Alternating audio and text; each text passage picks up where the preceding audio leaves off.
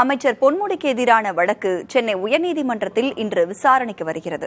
இதுகுறித்தும் வேறு எந்தெந்த முக்கிய வழக்குகள் இன்று விசாரிக்கப்பட உள்ளன என்பது பற்றியும் விவரிக்கிறார் நமது செய்தியாளர் சுப்பையா. அமைச்சர் பொன்முடி கடந்த 2006ஆம் ஆண்டு அமைச்சராக இருந்த பொழுது அவர் வருமானத்துக்கு அதிகமாக சொத்து சேர்த்ததாக தொடரப்பட்ட வழக்கில் அவர் விடுவிக்கப்பட்டார். 20 ஆண்டுகளுக்கு பிறகு அவர் விடுவிக்கப்பட்டதை எதிர்த்து சென்னை உயர்நீதிமன்ற நீதிபதி ஆனந்த் வெங்கடேஷ் தாமாக முன்வந்து இந்த வழக்கை விசாரணைக்கு எடுத்துக்கொண்டார். இதேபோன்று அதிமுகவை சேர்ந்த முன்னாள் அமைச்சர் வளர்மதி மீதான வழக்கு ஒன்றிலும் சொத்து குவிப்பு வழக்கில் அவர் விடுவிக்கப்பட்டார். இது தொடர்பான வழக்கிலும் உயர்நீதிமன்ற நீதிபதி ஆனந்த் வெங்கடேஷ் தாமாக முன்வந்து சூமோட்டோ என்று அழைக்கப்படக்கூடிய நீதிபதி தாமாக முன்வந்து கீழ்கோர்ட் விடுதலையை எதிர்த்து அவராக வழக்கை விசாரணைக்கு எடுத்துக்கொண்டு விசாரித்து வருகிறார்.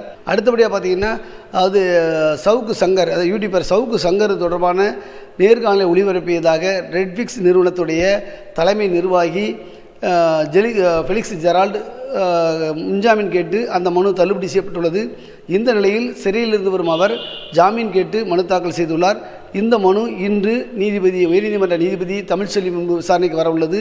அடுத்தபடியாக ஒரு முக்கியமான வழக்கு பார்த்திங்கன்னா தூத்துக்குடி ஸ்டெர்லைட் தொடர்பாக 13 பேர் துப்பாக்கி சூடு சம்பவம் தொடர்பாக உயிரிழந்தனர். இது தொடர்பாக மதுரையைச் சேர்ந்த சமூக செயல்பாட்டாளர் ஹென்றி டிபேட் அவர்கள் உயர்நீதிமன்றத்தில் ஒரு மனு ஒன்றை தாக்கல் செய்துள்ளார்.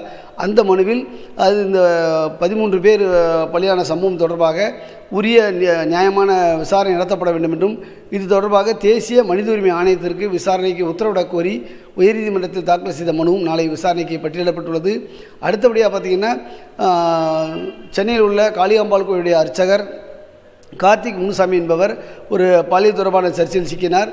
ஒரு தொகுப்பாளினி ஒருவர் கொடுத்த புகாரின் பேரில் அவர் மீது வழக்கு பதிவு செய்யப்பட்டது. அவருடைய ஜாமீன் மனு சென்னை முதன்மை அமர்வு நீதிமன்றத்தில் கடந்த வாரம் தள்ளுபடி செய்யப்பட்ட நிலையில் உயர்நீதிமன்றத்தை நாடி அங்கு மனு தாக்கல் செய்துள்ளார். அந்த மனு இன்று உயர்நீதிமன்றத்தில் விசாரணைக்கு வர உள்ளது. இதுபோன்ற முக்கிய வழக்குகள் இன்று விசாரணைக்கு எடுத்துக்கொள்ளப்பட வருகின்றன.